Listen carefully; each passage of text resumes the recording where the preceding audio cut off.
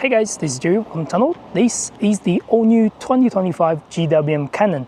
The Cannon has been on the market for quite some years, and now a new generation has been published. This vehicle is powered by a 2.4-litre four-cylinder turbocharged diesel motor that produces up to 135 kilowatts and 480 Newton meters of torque. But most importantly, it's also having its nice styling change, some suspension change, all that things. The overall experience is a lot better than old Cannon. Today we are driving the Lux version. This is the standard version for the New Zealand market. At the moment, there's no other version that has been announced for the New Zealand, but in Australia, you are able to get higher spec, like the Ultra, like the SRX, something like that. I can't remember exactly, but this is considered to be the basic version. But even on the basic version, there are still many features to talk about. First thing is the dimensions. Compared to old Cannon, this has grown by a small amount. It is 6 millimeters longer and 13 millimeters wider. The overall wheelbase and height remains identical. That means this still sits on the medium-sized Ute market for a pickup truck. At the front, I love the new design a lot better than the old one. At the front, I think the design is still fairly smart, but it's also a little bit more progressive. Over here, LED daytime running lights plus LED projection over there. On the grille part, this is actually not black, it's darker gray color. They're kind of glossy, but there's a little bit matte finish on it. It looks really cool actually in person. When you see it from distance, it looks really like black, but when you see it close, it's definitely dark gray. Black grills in between and Cannon logo in between. Underneath, some black trims over here, dark gray trim over here. Fog lights is also available. On the side, we're getting 18-inch alloys. The wheel design looks alright, two-tone finish with silver and black trims. GT tires, which is also standard. On the wheel arch, they are just body colored. There's no black panels compared to other rugged feel Utes. This side panel looks identical to the last GWM Cannon. Over here, the windmill cover is also white. Window trims are silver colors, B-pillar is black colored, roof rails are black colors, again chrome trims over here. Keyless entry and push button is standard on the GWM Cannon range. Underneath, a side step with another Cannon logo is also over here. They are plastic, but still feels solid. Now the fuel tank is on the driver's side. At the back, we are getting a sports bar, which is chrome finish. They look very close to the last generation as well. From the back, the rear tail lights, again, is very similar to the last generation, but there are some different designs over here. And the major change is now it's all under GWM brand. So there's no Cannon, there's no Cannon logo at the back anymore. 4x4 means this is a four-wheel drive and 2.4-litre turbocharged. That means this is the newer engine, which is actually a similar engine against the Tank 300 diesel and also GWM Cannon Alpha diesel, which is really cool. Open the tailgate. We have a soft opening over here. There are deck liner on the top, and the dimension on this is 1.52 meters times 1.52 meters. So that's pretty standard size compared to any other Ute on the market, which is really cool. And there's just, standard compartments. But the good thing about this, you can lift this with one finger. That's how light and how assisted this tailgate is. That's really cool. On the previous generation and also on the higher versions, you can do a step, which you can climb up.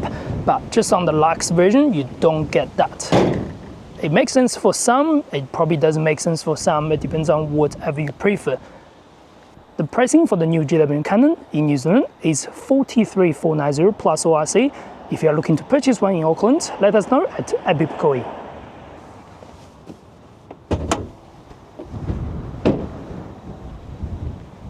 Now, under the engine bay, we are going to get a new motor, which is 2.4-litre turbocharged diesel motor with 135 kilowatts power and 480 Newton meters torque. This is the whole new engine for the Cannon range. That means you're able to tow up to 3.5 ton on the braked towing capacity. That's really good. Compared to the last gen, it's got more kilowatts, more torque, and more towing. That's definitely a good improvement. That's nice. Now let's go to the back seats and see how it's like. So the opening of the doors are okay. The softer material over here are really nice. Even on the Lux version, you can see the leather finish over here, plastic on the top. Door handles feel solid. This is synthetic leather, of course. And on the seats, still synthetic leather. plus ISOFIX points, and there will be tether points behind the seats. If you pull this, you can drop this lower. That means jack and tools can be found at the back with tether points on the outer seats over there. Now, if you wish to carry something at the back, you can lift the seats up. That's going to be secured. You get a good amount of space over here. Then that's just a connection for the seats, nothing special. Pull this, push this back, drop this 40-60 split over here. Step is easy. Door handles are easy as well. Right now, this is my sitting position at about 178 centimeters tall. I've got good amount of legroom, good amount of foot space. The seats are actually quite high up, but I still get a good amount of space on the top of my head. Door opens really wide, the windows are square, so that's good. Let's hear the sound. Not too bad. In front of us, there's a big pocket over here. There is 2 air vents. There's USB charging, storage underneath. Some door bins, storage over here. And there is even an armrest, but there's no cup holders available at the back. All right, let's get to the front. Now, step inside is fairly simple. There is another door handle over here as well. Push button is just on the left below the steering. Steering control is actually very similar to some of the GWM tank series, like the Tank 300. On the right, you get up and down buttons over here to change your dashboard display. The dashboard display is kind of based on the old Cannon, also potentially on the H6, depends on where you want to look at it. If you press and hold OK, you can change a few things. In the center, go left and right to change the display, just like that. There are settings, there are themes you can select, and other display for your fuel, for your consumption, other things, of course. Range is also available. This is a 7-inch display, although it looks a big panel, but the digital screen is only over here. On the side, they are kind of just indications and permanent display for your bars of the fuel and for your bars for the water temperature, which is relatively simple. On the left, these are the volume control buttons, and you get other quick buttons for your SVC. That's the camera on the side, and these are your assistance systems, which is available on this vehicle. Phone connection button, start button for your personalization, voice command button for your Apple CarPlay and Android Auto connection. Some direct buttons over here to change the mirrors, to change everything, even the DPF filter, plus the traction control. And then behind the steering on the left, you are getting your adaptive cruise control button. Windscreen wiper is on the left, indicator is on the right. Pretty simple. Now going to the center, this is a 12.3-inch display. There are 2 menus you can change. On this menu, you can see your information like phone connectivity, music, time, and Apple CarPlay, Android Auto. The good thing about this screen, both Android Auto and Apple CarPlay are wireless connections, so you don't have to carry a cable all the time. Then swipe the screen, you are getting all the settings. There is vehicle settings for your safety, for your in-car related settings, or you can do the system settings to change your sound, display, personalization, and things like that. The vehicle does have a Hello GWM voice command. That means you can use the voice command to change your aircon, change a few things. Speaking of aircon, some of the controls you have to tap over here to change a few things, or you have to go into the center to change a few things, but there are good amount of directions to change on and off, auto, AC, fan speed, front and rear defrost or defog, and recirculation, plus hill descendability. Hazard light is over here. Let's look at camera. There we go, just the reverse camera. If you go to the higher spec in Australia, you'll get a 360 view camera, but the base model, which is Lux in New Zealand and Australia, is just reverse camera. Speaking of that, you're all getting the SVC, so you get a side camera over there so you can see your curbs and things like that. But it's not 360, this is more of a 180-degree camera, let's put that way. Anyway, keep going, we get air vents over here, feels solid, 12-volt socket, USB-A, Type-C charging, and this is just a resting pad for your phone, but higher spec will get wireless phone charging. The gear shifter is electronic gear shifter, just like the Tank 300 series. Go forward is reverse, backwards is drive, shifting from the back again, that will be on manual, which you have M1, paddle shifters are behind the steering, or press the P, that will go back to park. This is your electric handbrake, this is your auto hold function button. On the left, you get rear deflog, you get 4-wheel drive low speed, that's also available. Driving mode can be changed over here. On this vehicle, there are just 3, Eco, Normal, and Sport. On the higher versions of some specification in Australia, you will get some off-road settings and off-road mode specifically. There's 3 12-volt points. That means you can actually connect some other devices to the vehicle that can control the 12-volt devices to be powered on when the vehicle shuts off. So there are 3 personalizations buttons. Now jump to the back. There is 2 cup holders over here. These are not the easiest. I'll show you. This is a deep cup holder. This is a small cup holder. But the problem is, if you have a coffee cup like this, if you put it in, it's not the easiest to put it in first. Then when you lift up, it kind of catches the edge over here, just like that. So yeah, not the easiest to use, but you do get a tray over here, you do get very deep storage over here, plus there's air vent connection underneath as well. Now on the left, glove box is decent. There is also additional storage on the top, plus a cool Canon sort of graphics on the top. Now after that, you get leather finish over here, leather finish on the top. They are really solid. Material over here, even the plastic on the top doesn't feel too cheap. And material around the doors again. The steering isn't a full leather steering on the Lux version, but it doesn't feel too cheap. There are still stitchings around it, which is really cool. Material around it feels quite solid. On the door bins, soft material on the top side, leather finish over here, so everything looks really good. This finish is better than the rear seats, by the way. Another small thing, the blind spot is now inside the A-pillar, not on the wind mirror anymore. So that's another cool little detail. That's pretty much about the interior. Let's get it on the road and go for a drive. Before we get started, let's look at the visibility. The wind mirrors are okay, medium size overall, not as big as what you can find on the Ford Ranger. At the front, the bonnet lines are relatively high. The gap in between here is okay, not too bad. On the side, they are okay. The windows are quite large. The rear windscreen is okay size for a Ute, but compared to a SUV, it's not as big as you wish. Anyway, let's get on the road. So first thing, power and torque. 2.4 liter turbocharged diesel motor, 135 kilowatts, 480 Newton meters of torque. It's definitely a lot better than the last generation, which was a 2 liter turbocharged. That was 120 something kilowatts and 400 Newton meters. This feels a lot more smooth. And speaking of transmission, this is a 9-speed automatic transmission. It's actually from GWM themselves. Driving on the road with anything maintaining your speed is relatively easy. And driving on these areas, the vehicle feels quite good. There's a little bit shake once you go through any potholes or bumps on the road, but if it's on flat surface, it's relatively comfy. The suspension setup on this vehicle is coil spring at the front, leaf spring at the back. That makes this vehicle, of course, quite tough. The payload is 995 kilograms, which is actually 55 kilograms less from the last generation, but the towing capacity is a lot better. It's up to 3.5 ton now. On the city runs, the engine is quite okay. It's not noisy at all. Overall, the transmission, all that things feels relatively smooth. It's quite easy to control. The revs doesn't go too high or too low in any situation.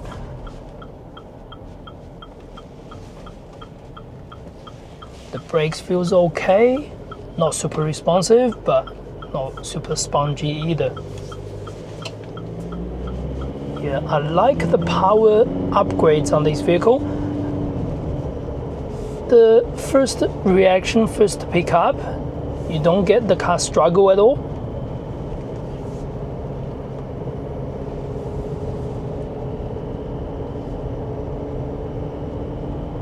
Yeah, maintaining an uphill on a certain speed feels easy too.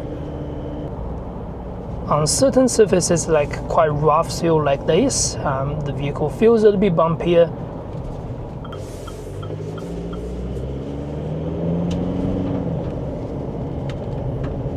The acceleration is actually fun.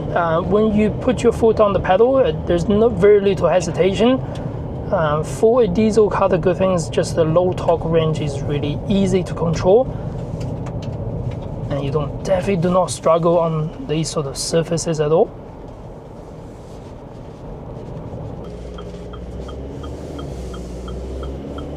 When you accelerate, you are going to get all those diesel engine noises. Yeah, acceleration feels really good. It does not feel like it's only got a 2.4 liter motor.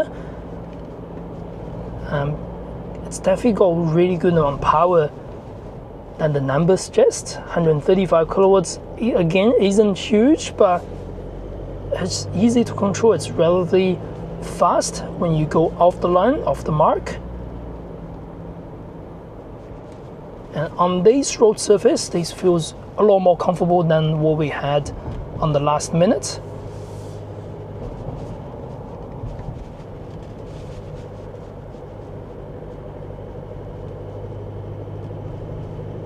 You can see the suspension is a lot more enjoyable driving on nice pavement, nice seal.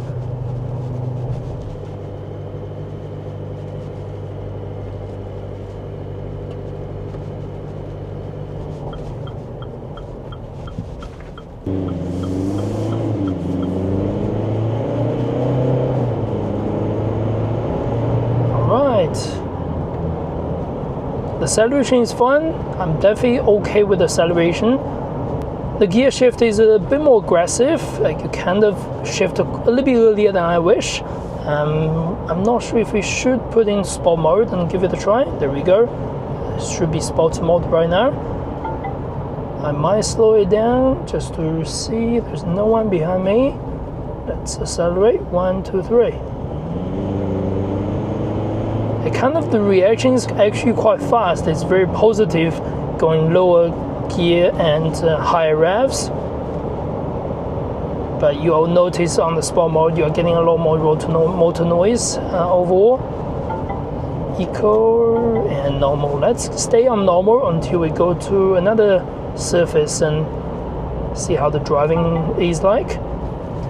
In terms of steering feels, it's actually quite good compared to the last one.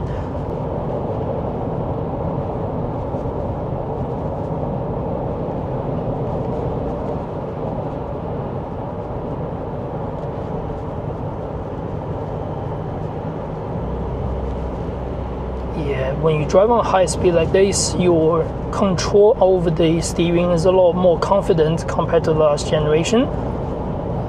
If you're driving out on the motorway, it should be very, very comfy. But on this country road, it's actually a little bit bumpier. You can definitely feel the shakes. I'm not sure if you can tell in the camera, but I can definitely feel it on my seats. Obviously, there's no load at the back, so potentially that could be one of the reasons.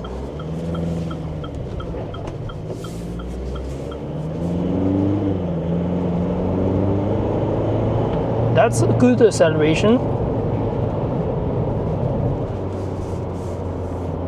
Still, the shift is not super sporty. I don't know how to explain that. Just the shift it doesn't hold your revs for too long. And I'm on sport mode. Let's see if the sport mode changes anything.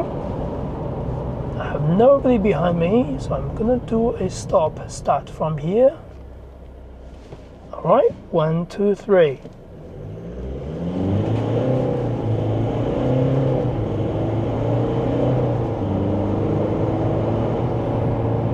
It's all right. The rolling start doesn't feel as sporty as when you drive to a certain speed and put your foot down. But I think the acceleration is still fun.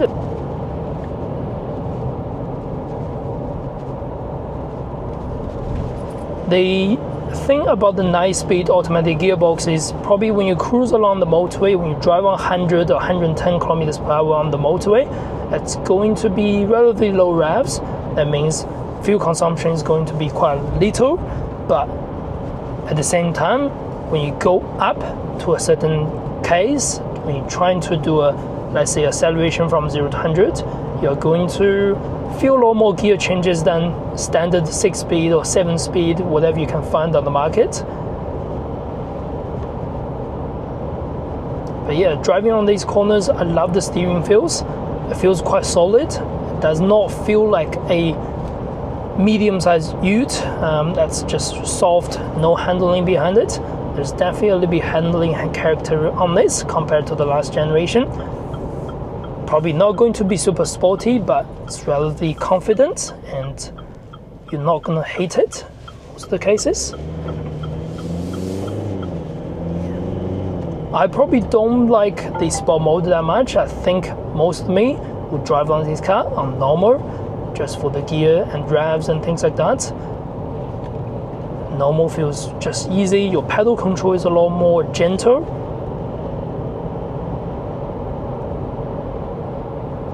Noise on the motorway, you are getting a little bit wind noise here and there. The wind is reasonably large and the windscreen are getting a lot of wind noise. Tire noise, not so much. Diesel motor noise, only when you accelerate.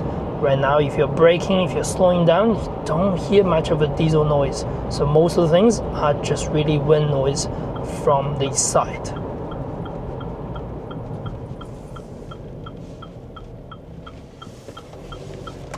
Okay, I will need to switch to sport mode again, just so we can test another acceleration over here. Again, no one's behind me. Rolling start, 1, 2, 3.